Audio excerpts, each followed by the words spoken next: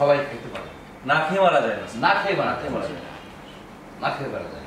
তার আরেকটা এই দেয় প্রমাণ দেয় 21শে ফেব্রুয়ারি যে মিছিল, না মিছিলে যারা মিছিল করতেছে বয়স কিন্তু তাদের 12 বছর না, তারা কিন্তু 20, 22, 25 বছরের লোক আছে, লিন অ্যান্ড থিন, সবাই লিন অ্যান্ড থিন, খাইতেও হবে। 52 কেন 50, 65 পর্যন্ত আমরা আসেন বলে আসছি, ওইটা প্রচন্ড করি আমরা পরিবেশ তাদেরকে বলছি আপনারা স্ট্রং হন আর গ্রেফতার করেন যারা দূষণ করেন। এখনো স্যার এই যে মাঝে একটা ছোটখাটো একটা অভিযান দিচ্ছে, তারপরও দখল চলতেছে।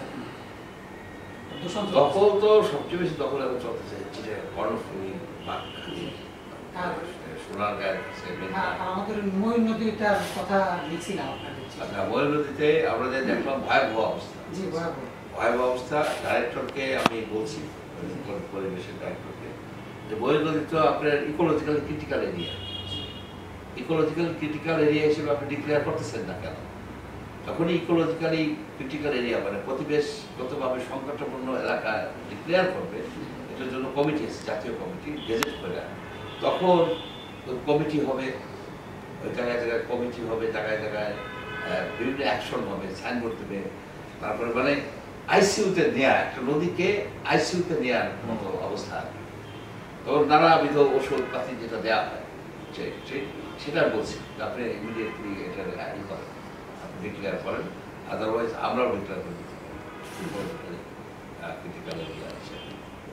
আর আমাদের 18 বাকি নদী, ওটা দুই পাশেই বিশাল এরিয়া নিয়ে একেবারে শেষ পর্যন্ত আপনার হচ্ছে কি আপনার চারপাশে ইটভাটা, সেটা উৎখাত করছে। তবে 18 বাকি তো 140 কোটি টাকার প্রজেক্ট করছে তারা, কিন্তু ওইখানে যারা জনপ্রতিনিধি আমাদের এখানে ছিলেন তারা বললেন যে এটা কাজ ঠিক মতো হয় নাই, অনেক জায়গায় বালি হয়ে গেছে, হয়ে গেছে, এটা তারা দেয়ার নট স্যাটিসফাইড। আমি তাদের বললাম পার্লামেন্ট বোর্ডে যে জনপ্রতিনিধি তো স্যাটিসফাইড না, এবং 140 কোটি টাকা আমরা দেয় করছি। ওয়াই এটা আমরা তুলে ধরতেছি, সব জিনিসটা একদম সলিউশন হবে না, একটা ক্লিনিং সিস্টেম আছে। আমি সেটাই বললাম যে ময়ূর নদীতে যদি জোয়ার ভাটা খেলতো তাহলে কিন্তু আজকে এই দূষণটা হয় না। বল্লাপাড়ার তুরাগ নদীকেও বুড়িগঙ্গা তুরাগের যে অবস্থা ছিল তার থেকেও খারাপ অবস্থা দেখছি ঠিক আছে। এবং বললাম যে আপনারা ফাইন করবেন, ফাইন করবেন, ফাইন করলে আপনি 50,000 টাকা ফাইন করবেন, ওই 50,000 টাকা ওরা জিনিসপত্রের দাম বাড়ায় আমাদের উপর নিয়ে চলে যাবে, আমাদের উপর এটার কোনো এ নাই।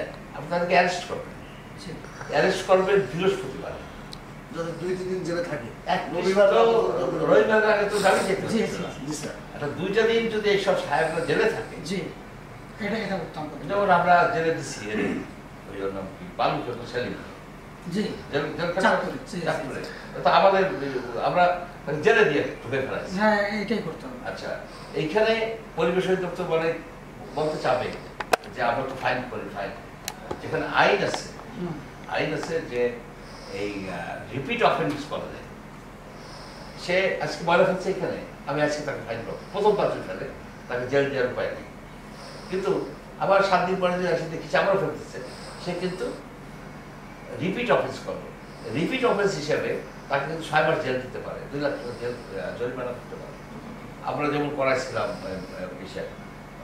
মেয়রকে, মেয়রকে তো আমরা জেল দিয়েছিলাম সাসপেন্ডেড। তারপরে আমি ওই যে ঢাকার মেয়র আতিক ওয়াসার এমপি তাদেরকেও আমি বলছি মোবাইল কোর্ট চালাই আপনাদেরকে আমরা জেল দেবো, আপনারা তো রিপিট অফেন্স করতেছে। আমরা আমাদের এই চালাই যাচ্ছি। স্যার আর একটা সমস্যা আছে, আপনার বাজারগুলো প্রচুর পরিমাণে পলিউশন করে, বাজারের যত প্লাস্টিক আবর্জনা এগুলো সব নদীতে করে, নদী কেন্দ্রিক যেগুলো আছে, এটা নিয়ে সম্ভবত কোনো কমিটি নাই। ক্লিয়ার কাট বাজার যে কমিটি, বাজার কমিটি এই তো না চাঁদাবাজি করা শুরু, বাজার কমিটির প্রেসিডেন্ট আছে, জেনারেল সেক্রেটারি আছে, দায়িকে আইনে আটকায়ও রাখে, দায়িকে আইনে বসেন আপনারা, আপনারা যাইতে পারবেন না, আপনারা বসেন, থানায় নিয়ে বসাই রাখলেও কিন্তু মানুষ ভয় পেয়ে যায়, ভয় দিতে হবে। এখন পরিবেশ আন্দোলন যারা করে তারা বলে কি যে জনসচেতনতা, জনগণ সচেতন, কোন লোক জানে না যে ময়ূর নদী এরকম দূষিত হয়েছে, জি এবং কোন লোক আছে এই যে বলবে যে ভালো অবস্থা আছে, অসুবিধা নাই, কেই বলবে কেউ বলবে না। না যে জিনিস হাতের ঘড়ি তো আয়না দিয়ে দেখার দরকার নেই। এখানে আর আমার মিনিট দর্শকের মধ্যে এখানে তো কোনো ই নাই, কি বলে, কোনো রকমের দ্বিধাদ্বন্দ্ব নাই মানুষের। জি সবাই জানে, জি সবাই জানে যে ময়ূর নদী দূষিত, তুরাগ নদী দূষিত।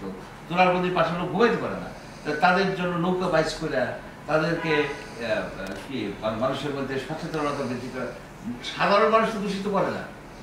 মুষ্টিমেয় কিছু লোক করে, কিছু আমি বলি, লোক ব্যবসায়ী সাধারণ লোকের আমি তাদের স্বার্থ স্বার্থ কেন, সাধারণ লোককে দূষিত করে না। নদী। না না আজকে গুলিস্তান থেকে আমি যদি উত্তরা পর্যন্ত যাই আপনি স্যার স্যার আবার আমাকে যদি কেউ একটা দিল, আমি একজন কর্মজীবী লোক, আমি একটা রুটি কিনছি আর একটা কলা কিনছি, ওইটা আমি দুপুরে খাইছি দোকানে দাঁড়াই। এখন আমি কলার এইটা, ওই কলার খোসাটা আর রুটির প্যাকেটটা আমি গুলিস্তানের থেকে যদি হাইটা 10 কিলোমিটারও যাই ঢাকার মধ্যে, কোথাও আমি লিগালি ফেলতে পারবো না। না না সুযোগ নেই। না আমি লিগালি ফেলতে পারবো না। লিগালি ফেলতে হলে আমার একটা গার্বেজ ক্যান লাগবে না, ডাস্টবিন নাই, কিছু নাই। আচ্ছা, একটা ডাস্টবিন আছে। ব্যবস্থা নেই। আমি যখনই ফেলতেছি ওইটা ঠিক না বাবু, ফেলতেছি রাস্তায় ফেলতেছি ইলিগাল, জি আচ্ছা ড্রেনে ফেলতেছি ইলিগাল, হুম। তাহলে ফেলবো কোথায়? তাহলে কি ওইটাকে পকেটে করে নিয়ে যাবো? আমি তো মেয়রদেরকে বলি, আপনি বলেন যে জনগণ, ওই জনগণ সচেতন হয়ে কি করবে। আমরা আজকে শেষ করি না? জি স্যার।